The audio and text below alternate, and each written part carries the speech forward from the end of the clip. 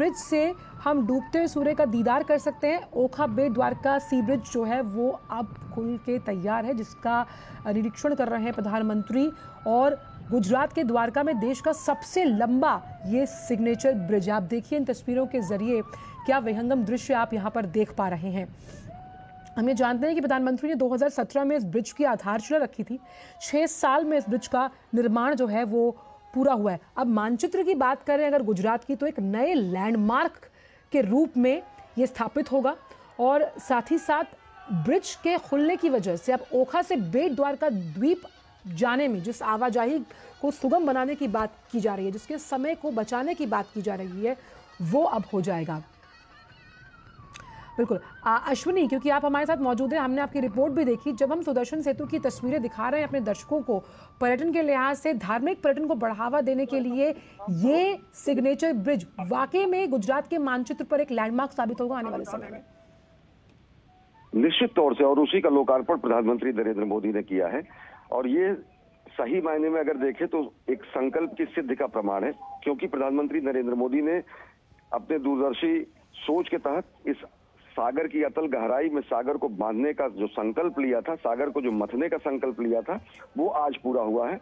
वैज्ञानिक दृष्टिकोण से, इंजीनियरिंग के दृष्टिकोण से लोग ये संभावना, इस बात की बेहद विरली संभावना समझ के चलते थे कि यहाँ पर सागर का प्रवाह इतना ज्यादा है कि यहाँ पर सेतु निर्माण जैसी स्थिति हो ही नहीं सकती। लेकिन अगर आप में अदम्य ऊर्जा, अदम्य साहस और दूरदर्शी दृष्टिकोण है और साथ ही साथ एक वैज्ञानिक सोच है, तो निश्चित तौर से आप किसी भी मुश्किल चीज को कैसे आप साकार धरातल पर उसको यथार्थ के रूप में लेके आते हैं। सुदर्शन सेतु इसी का प्रमाण है। अगर सुदर्शन सेतु की बात करें तो एक दूरदर्शी प्रधानमंत्री के अपने विजन के मुताबिक अगर इसमें वैज्ञानिक दृष्टिकोण मिला दिया जाए तो सुदर्शन सेतु बनता है। अगर हमारे वैभवशाली अतीत पर कहीं ना कहीं वैज्ञानिक समकोण बनता है तो ये सुदर्शन सेतु बनता है। और सुदर्शन सेतु को ही प्रधानमंत्री नरेंद्र मोदी ने इसका लोकार्पण किया है।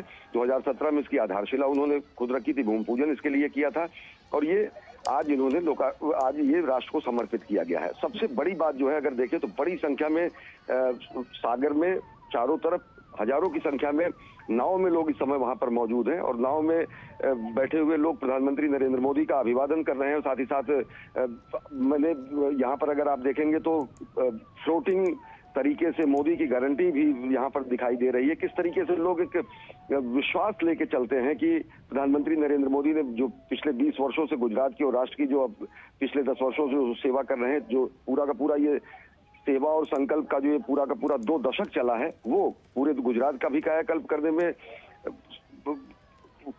समर्थ हुआ और साथ ही साथ देश का भी कायाकल्प हो रहा है। सिग्नेचर ब्रिज है ये, और सिग्नेचर ब्रिज की अगर देखें तो सबसे बड़ी खासियत ये है, ये पूरी तरीके से हैंगिंग ब्रिज है। केवल 2 इस पे जो है पावे बनाए गए हैं और उसके अलावा पूरा एक सिग्नेचर ब्रिज की तरीके से इसको तारों से इसको जोड़कर इसको हैंगिंग तरीके से किया गया है।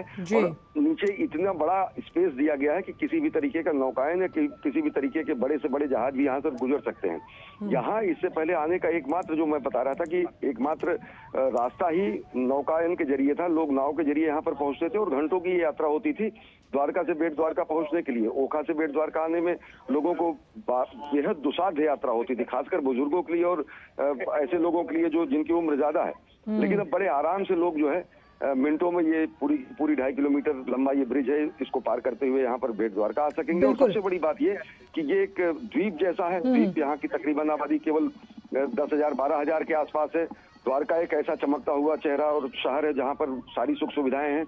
अब जब यहाँ पर पुल के जरिए इस द्वारका और बेट द्वारका को जोड़ दिया जाएगा तो यहाँ पर आधारभूत संरचना का निर्माण, यहाँ पर पर्यटकों का आना जाना, यहाँ पर धर्म दर्शन करने के लिए लोगों का आना जाना। क्योंकि हम लगातार अश्विनी धर्म दर्शन की बात कर रहे हैं, हमने आपकी रिपोर्ट के जरिए भी देखा था कि श्री कृष्ण और गीता के श्लोक का जो एक रिश्ता है वो हम सभी जानते हैं और वो भी यहाँ पर इंकित किए गए हैं। जिस तरह से गीता के श्लोकों में अगर सबसे पूर्ण श्लोक की बात की जाए तो कर्म कर फल की इच्छा मत करो। और ये जिस तरह से सुदर्शन सेतु की हम बात कर रहे हैं, जो अब सबसे बड़ा हम इसको मानकर चल रहे हैं कि पर्यटन रोजगार के लिहाज से तो है ही, वहीं जब हम लोगों को और लोगों की संस्कृतियों को जोड़ने की बात करते हैं, लोगों के आध्यात्मिक ज्ञान को बढ़ाने की बात करते हैं, मान्यताओं के अनुसार भी आज का दिन बेहद अहम देखेगी कि उसी सुदर्शन सेतु पर, सुदर्शन जो कि भगवान श्री कृष्ण का अस्त्र होता था जिसको वो धारण करते थे, उसी सुदर्शन सेतु को आज हमने कार्यांजलि के रूप में मां भारती को दिया है। आज पूरी दुनिया देखेगी किस तरीके से सुदर्शन सेतु अगर अभियांत्रिकी का, इंजीनियरिंग का शानदार नमूना है, तो उस पर जो किनारे किनारे जो भगवान श्री कृष्ण का चरित्र लिखा हुआ, विष्णु सहस्त्रनाम स्तोत्र के श्लोक लिखे हुए हैं, गीता के श्लोक लिखे हुए हैं, वो लोगों को कहीं ना कहीं प्रेरित करेंगे अपने गौरवशाली अतीत से जुड़े रहने के लिए, अपने गौरवशाली अतीत का बोध करने के लिए। और हमारी जो विरासत है, विरासत के साथ साथ विकास का जो मंत्र प्रधानमंत्री नरेंद्र मोदी दुनिया को बताते हैं, दुनिया आज उसी का साक्षात कर रही है। किस तरीके से हम अपने विरासत को संभालते हुए विकास की नई धारा लिख सकते हैं, और साथ ही साथ हम अपने पुराने ज्ञान के साथ साथ, हम अपने पुराने अभिमान के साथ साथ वैज्ञानिक ज्ञान का उपयोग करते हुए किस तरीके से सागर को मथ सकते हैं, सागर को बांध सकते हैं। मैं बार बार इसीलिए कह रहा हूं कि हमारे यहाँ सागर को बांध देने की परंपरा हमारे पूर्वजों में थी, सागर को मथ देने का सामर्थ्य और पुरुषार्थ हमारे पूर्वजों में था, और वो कहीं ना कहीं इस बार साफ तरीके से दिखता है जब हमारे वैज्ञानिकों ने एक नया नायाब अभियांत्रिकी का ये नमूना पूरे देश और दुनिया को दिया है, जिसमें हमने सागर को बांधा है। और दो आगम में प्रधानमंत्री को हम देख पा रहे हैं, साथ ही क्योंकि हम लगातार बात कर रहे हैं यहाँ पर कि किस तरह से जो ब्रिज पर लगे सोलर पैनल भी हैं अश्विनी, वो 1 मेगावाट की बिजली बनाएंगे, और इस बिजली का उपयोग जहां रोशनी को परिपूर्ण करने में किया जाएगा, वहीं जो बिजली बचेगी वो ओखा गांव को मिलेगी। यानी कि एक पंथ दो काज। आप देख सकते हैं तस्वीरें, ये नए तस्वीरें हैं जहां प्रधानमंत्री हाथ से अभिवादन कर रहे हैं और खुद पैदल चलते हुए निरीक्षण कर रहे हैं सुदर्शन सेतु द्वारका का। जी अश्विनी। जी, और निश्चित तौर से और लोगों का अभिवादन स्वीकार कर रहे हैं, क्योंकि बड़ी संख्या में, हजारों की संख्या में लोग नाव में इस समय सुदर्शन सेतु को दोनों तरफ मौजूद हैं। और सुदर्शन सेतु का जैसे आपने बताया कि ये पूरा इसका इलेक्ट्रिफिकेशन जो है वो सोलर पैनल लगाए गए हैं। जो सेतु है, सेतु के दोनों तरफ पेडेस्ट्रियन बनाया गया है, फुटपाथ बनाया गया है, और उस पर सोलर पैनल लगाया गया है। और उसी सोलर पैनल से जो बिजली जनरेट होगी उससे ये रात में इसका शानदार, इतना जबरदस्त इसका लुक आता है, इतना शानदार ये पूरा का पूरा जब जगमग कर उठता है सोलर लाइट से, ये पूरा का पूरा पुल, तो लोग कहीं ना कहीं ये भी एक लोगों के लिए एक विशेष आकर्षण का केंद्र होगा, जो यहाँ पर तीर्थ यात्रा के लिए आएंगे, जो पर्यटन के लिए आएंगे, जो धार्मिक यात्रा के लिए आएंगे। और जो बची हुई बिजली है उसका उपयोग जो है ओखा गांव को किया जाएगा। ओखा जो गांव जो एकदम सटा हुआ गांव है, तो निश्चित तौर से अगर देखें तो ये सहकार से समृद्धि या फिर सौर ऊर्जा से जो है, जो जिसका बहुत कम उपयोग किया गया था इस पूर्ववर्ती सरकारों द्वारा, जो ऊर्जा के केवल परंपरागत स्रोत थे जो उन्हीं का केवल दोहन किया जाता था। लेकिन चाहे विंड एनर्जी की बात करें, चाहे सोलर एनर्जी की बात करें, इन सब का नया एक प्रयोगशाला के रूप में गुजरात था। 2000 से लेकर 2014 तक अगर देखें तो जब प्रधानमंत्री नरेंद्र मोदी के यहाँ मुख्यमंत्री तो काल था, तो विंड एनर्जी और सोलर एनर्जी पर जबरदस्त यहाँ पर काम किया गया, और पवन ऊर्जा और सौर ऊर्जा के जरिए यहाँ पर बड़ी बड़ी परियोजनाओं को भी संचालित किया गया। तो एक नया जो कॉन्सेप्ट है वो यही है कि किस तरीके से हम ऊर्जा के गैर परंपरागत स्रोतों पर, परंपरागत स्रोतों से हटकर गैर परंपरागत स्रोतों पे आए, वो तो एक ही है। साथ ही साथ ये स्पष्ट तरीके से पूरी दुनिया को संदेश है कि भारत किस तरीके से अपने पर्यावरण के संरक्षण में, अपने प्रकृति के संरक्षण में, अपने एक चीज हम चाहते हैं कि आप अपने शब्दों में इस बात का वर्णन कीजिए। जब हम भगवान श्री कृष्ण का नाम लेते हैं तो मोरपंख उनका पर्याय है, और इस पंख को भी अगर देखा जाए, शायद हम यहाँ से देख पाएंगे कुछ ही देर में, उसे भी इस ब्रिज के जो पिलर्स हैं उन पर उकेरा गया है, जो काफ़ी दूर से दिखाई देगा। और अब जिन ऊंची समुद्र की लहरों की वजह से फेरी राइड को कैंसिल करना पड़ता था, आप देखिए कि अब वो ये दिक्कत नहीं आएगी, क्योंकि सिग्नेचर ब्रिज जो है वो उसके खुलने से ये जो दिक्कत है अब नहीं आएगी, और तमाम जो टूरिस्ट हैं वो साल के 365 दिन सुदर्शन सेतु के जरिए बेट द्वारका पहुंच पाएंगे। जी आंचल, जैसा आप कह रही, मोरपंख इन दोनों ब्रिज के दोनों जो पिलर्स हैं उन पर तो सुसज्जित किया ही गया है। साथ ही साथ दोनों तरफ मतलब दर्जनों ऐसी पट्टियां लगाई गई हैं जिन पर भगवान श्री कृष्ण का जीवन चरित्र उकेरा गया है। सिग्नेचर ब्रिज के दोनों तरफ जो प्रवेश द्वार है उन पर भगवान श्री कृष्ण के बड़े बड़े जो है मूर्तियां और साथ ही साथ जीवन चरित्र से जुड़े हुए प्रसंग लगाए गए हैं। सुदर्शन हाथ में लिए हुए भगवान श्री कृष्ण का एक ब्रिज के दूसरी तरफ रेप्लिका बनाया गया है, जो कि बताता है कि किस तरीके से भगवान अपने हाथ में सुदर्शन को धारण करते थे। और आज हम गौरव के साथ कह सकते हैं कि हमने मां भारती को उनकी मणि मेखला के रूप में सुदर्शन सेतु दिया है। तो हमारी जो आध्यात्मिकता है, हमारी जो वैज्ञानिकता है, इन दोनों का समावेश कहीं ना कहीं सुदर्शन सेतु में दिखता है।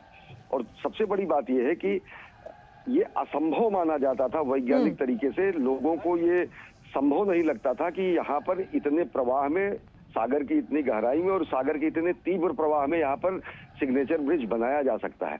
ये निश्चित तौर से दूरदर्शी दृष्टिकोण से देखते हुए, वैज्ञानिकों की और हमारे इंजीनियरों की अद्भुत मेहनत को देखते हुए, उनके कुशल जो है मेधा के सशक्त पर्याय के रूप में देखते हुए और उस संकल्प की सिद्धि के रूप में इस ब्रिज को देखा जा सकता है, इस सुदर्शन सेतु को देखा जा सकता है। खुद प्रधानमंत्री नरेंद्र मोदी ने एक संकल्प लिया था कि यहाँ पर जो देश के कोने कोने से, विश्व के कोने कोने से जो श्रद्धालु और दर्शनार्थी आते हैं, उनकी सहूलियत के लिए कहीं ना कहीं सुगम्य हो। ये बेट द्वारका की आबादी तकरीबन 12,000 से ज्यादा नहीं है, और वहीं द्वारका अगर देखें तो एक ऐसा वैभवपूर्ण शहर है जो कि कहीं ना कहीं पूरी दुनिया के सामने अपना देखिए वही मोर पंख हम दिखा पा रहे हैं अपने दर्शकों को, जिसका जिक्र अश्विनी हम अभी आपसे कर रहे थे। हमने कुछ सेकंड्स के लिए दिखाया कि वो पिलर पर बना हुआ है। जी, आप अपनी बात पूरी कीजिए। जी, मैं यही कह रहा था कि केवल आवागमन का एक बेहतर साधन न होने की वजह से बेट द्वारका आज एक छोटे से गांव और कस्बे के रूप में ही रह गया है शताब्दियों से, लेकिन द्वारकाधीश मंदिर और द्वारका धाम की वजह से एक सशक्त वैश्विक चेहरा जो है द्वारका धाम का दिखता है। तो अब जब आवागमन का ये सुगम सरल साधन हो जाएगा तो बेट द्वारका जो कि एक छोटा सा कस्बा, छोटा सा गांव जैसा है, जिसकी आबादी केवल हजारों में 12,000 तक 15,000 तक सिमटी हुई है, तो आप ये सोच सकते हैं कि किस तरीके से लोगों का आवागमन के बाद इस पूरे क्षेत्र का कायाकल्प होगा। एक द्वीप है ये, और इस द्वीप पर जो है अनेक, और ये जो सोच है प्रधानमंत्री की किया गया है, लेकिन आवागमन की व्यवस्था न होने के कारण इसका पूर्ण विकास नहीं हो सकता। बिल्कुल, और ये सोच प्रधानमंत्री की अश्विनी में देखा, जब आप अयोध्या भी गए थे, कैसे अयोध्या का निर्माण धार्मिक स्थल के साथ साथ धार्मिक पर्यटन को बढ़ावा देते हुए विकास के साथ साथ सांस्कृतिक समृद्धि को भी साथ लेकर चलना है। और ऐसी भी कहीं ना कहीं चर्चा है कि गुजरात टूरिज्म ने द्वारका में पर्यटन बढ़ाने के मकसद से जो सबमरीन पनडुब्बी योजना है उसे भी 2024 की अगर हम बात करें उसके आखिर तक शुरू होने की उम्मीद है। तो देखिए कि कितनी अहम दूरदर्शिता है कि पर्यटन को आर्थिक रोजगार से जोड़ते हुए हम एक आर्थिक प्रगति की नई युगांतकारी गाथा लिखेंगे। निश्चित तौर से। और आंचल अगर देखें तो हमारे यहाँ जो धार्मिक पर्यटन का संकल्पना थी वो इसीलिए था कि पूरे देश के अलग अलग हिस्सों से लोग, हमारे धाम है वो देश के चारों कोनों पर हमारे धाम अवस्थित हैं। हमारे धाम, हमारे मंदिर जो है वो मूलतः जितने देवस्थान है वो पहाड़ों में स्थित हैं। पूरा का पूरा एक हमारे मनीषियों ने, हमारे पूर्वजों ने अर्थव्यवस्था को चलाने के लिए एक सोचे समझे तरीके से इन धार्मिक पर्यटन के केंद्रों को स्थापित भी किया था, विकसित भी किया था, और लोगों के आने जाने का संस्कार और परंपरा भी लोगों में सदियों से विद्यमान थी। भेट द्वारका का ही हम कह रहे हैं कि द्वारकाधीश मंदिर, द्वारका चारों धाम करने वाले लोग अगर वहां पहुंचते थे तो भेट द्वारका हर एक श्रद्धालु यहाँ पर आना वो अपना सौभाग्य समझता था और आना अपना कर्तव्य समझता था, अनिवार्य समझता था। तो जिस तरीके से हमारा जो गौरवशाली इतिहास है, जो हमारी पौराणिकता है, जो हमारे धर्म ग्रंथों में बताए गए हमारे जो स्थान हैं, जिनकी ऐतिहासिकता भी पूरी तरीके से असंदिग्ध है, पूरी तरीके से सत्य साबित होती है, उन स्थानों को नए सिरे से विकसित करने का संकल्प प्रधानमंत्री नरेंद्र मोदी ने लिया है। देश के अलग अलग हिस्सों में, चाहे वो अलग अलग ज्योतिर्लिंगों की बात हो, चाहे वो सोमनाथ की बात हो, चाहे केदारनाथ की बात हो, चाहे वो काशी विश्वनाथ की बात हो, भगवान श्री राम के दिव्य भव्य मंदिर की बात हो, तो ये केवल धार्मिक दृष्टिकोण से ही देखा जाना नहीं है। ये हमारे अस्मिता के, हमारे गौरव के, हमारे इतिहास के, हमारे वजूद के, हमारे अस्तित्व के ऐसे साक्षात कीर्ति स्तंभ हैं जो पूरी दुनिया देखती है। और निश्चित तरीके से अगर देखें तो उन्हीं हमारे दिव्य स्थानों का। बहुत बहुत शुक्रिया अश्विनी, तमाम जानकारी को हमसे साझा करने के लिए। लगातार आपसे जो प्रधानमंत्री